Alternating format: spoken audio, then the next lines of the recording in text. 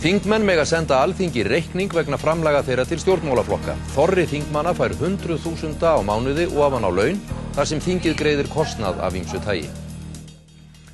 Þótt grunnlaun þingmanna hafi verið lækkuð og nemi nú rúmri hálfri milljón á mánuði fá þeir meira greitt frá Alþingi. Ýmsar greiðslur bætast ofan á launin, svo meðalgreiðslur til þingmanna geta hæglega numið yfir 800.000 krónum á mánuði. Íslenskir alþingismenn fá greidda rúma hálfa milljón á mánuði fyrir störf sín. Þingfararkaup 520.000 krónur. Þetta grunnkaup þingmanna en þeir bera þó flestir meira úr býtum.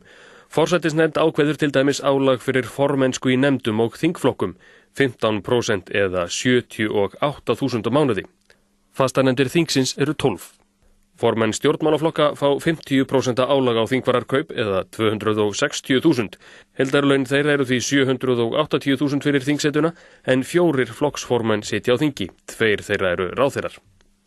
Mánaðarlaun ráðherra eru 855.000 krónur að meðtöldu þingfararkaupi og mánaðarlaun forsætisráðherra eru 935.000 krónur.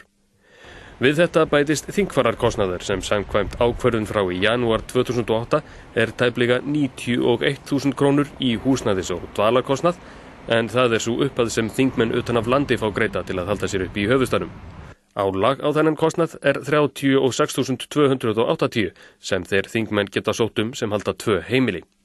Ekki þykja allir þingmenn landsbyggðarkjördæmanna tryggja fulla húsnæðis- og dvalargreiðslu, til dæmis ekki þeir sem búa nálægt Reykjavík og fara á milli daglega.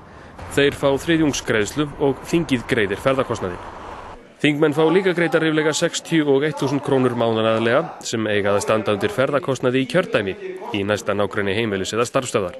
Kostnaður þingmanna vegna ferða milli heimilis eða starfsstöðvar og Reykjavíkur greiddur. Þeir þingmenn sem fá greiddan húsnæðis- og dvalarkostnað eiga rétt á að þingið greiði fyrir ferðir þeirra einu sinni í viku. Og loks fá þingmenn greiddan kostnað sem hlýfst af starfinu gegn framvísun reikninga. Hámarkið 796.800 á ári, en sem dæmi kostnað sem þingmenn geta látið greiða eru kostnaður vegna funda og ráðstefna, fagbækur og tímarit, póstburðargjöld og sími. Og hægt að senda þinginu reikning vegna framlaga og styrkja til stjórnmálaflokka. Ef við tökum dæmi af þingmanni sem býr utan höfuðborgarsvæðisins og formaður nefndar, þá lítur reikningsdæmið svona út.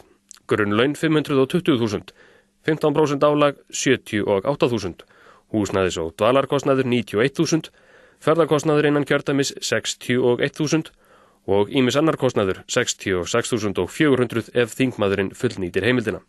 Heildargreiðslur til þessa þingmanns, laun og ýmis kostnaður eru því ríflega 800.000 á mánuði.